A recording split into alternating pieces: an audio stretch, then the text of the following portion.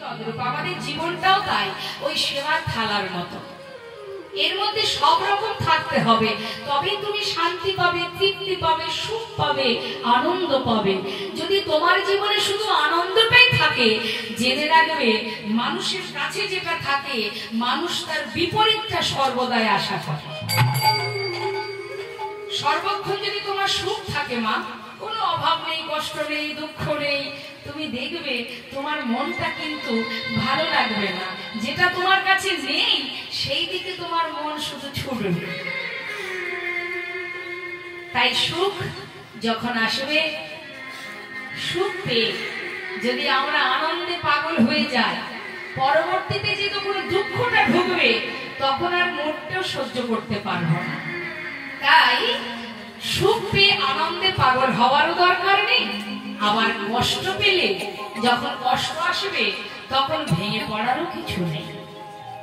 যখন জীবনে কষ্ট আসবে দরজার বাইরে সুখ দাঁড়িয়ে থাকবে, দুঃখ সময় হলে চলে যাবে, সুখ ভিতরে প্রবেশ করবে। আবার সুখ যখন আসবে বাইরে দুঃখ এসে দাঁড়িয়ে থাকবে। এরা আসবে যাবে। তাই মহাজন বললেন সংসার জীবনে সুখ দুঃখ এরা আসা যাওয়া করবে, এর জন্য তার কাছে কেঁদে লাভ নেই। কাঁদো তুমি তার জন্য। কিসের জন্য? যে তুমি যে মনুষ্য কুলে জন্ম পেয়ে সংসারে পিতাব জ্বালার মধ্যে দিয়ে মায়ার দাস হয়ে মোহ ঘুমে মায়ার বালিশ মাথায় দিয়ে তুমি ঘুমিয়ে আছো, সেখান থেকে একটুখানি হলেও যদি নিজেকে জানতে পারো তুমি কে, কি তোমার পরিচয়, কোথা থেকে এসেছো, তুমি যদি ভগবানকে জানতে চাও আগে নিজেকে জানো। যখন তুমি নিজেকে জানতে পারবে তখন তোমার এই সংসার জীবনে এই সমাজের দুঃখ কষ্ট কোনো কিছুই তোমার কাছে গুরুত্ব বলে মনে হবে না।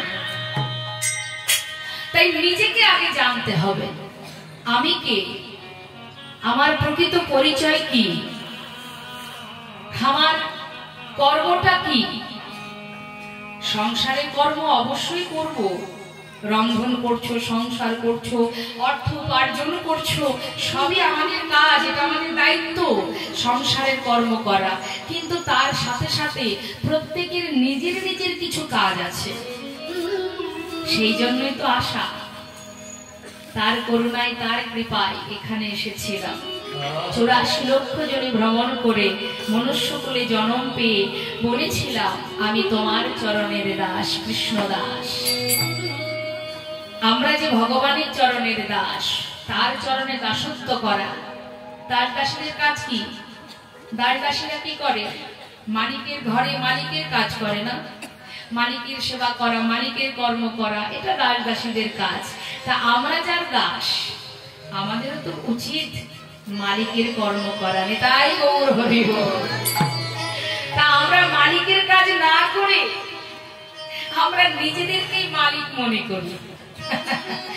আমরাই ভাবি আমরাই মালিক, এটা আমার ওটা আমার। দেখছেন না বর্তমানে কি অবস্থা, মারামারি হানাহানি চলছে, শুধু আমার আমার করে। মহাজন মৃদু মৃদু হাসি আর বলে ওরে তোমার তো কিছুই নেই, তুমি কার জন্য আমার আমার করছো? কিছুই তুমি তো নিতে পারবে না এই জগতে যা আছে, তাহলে তোমার কি? আজ যে আসলে তুমি মালিকানা করছো, তুমি জেনে রাখো তুমি মালিক নও, তুমি মালিকের সম্পত্তি, মালিকের বিষয়, মালিকের ধন ঐশ্বর্যকে তুমি কি করছো? দেখভাল করছো, তোমার দায়িত্বে আছে, তুমি ম্যানেজারি করছো।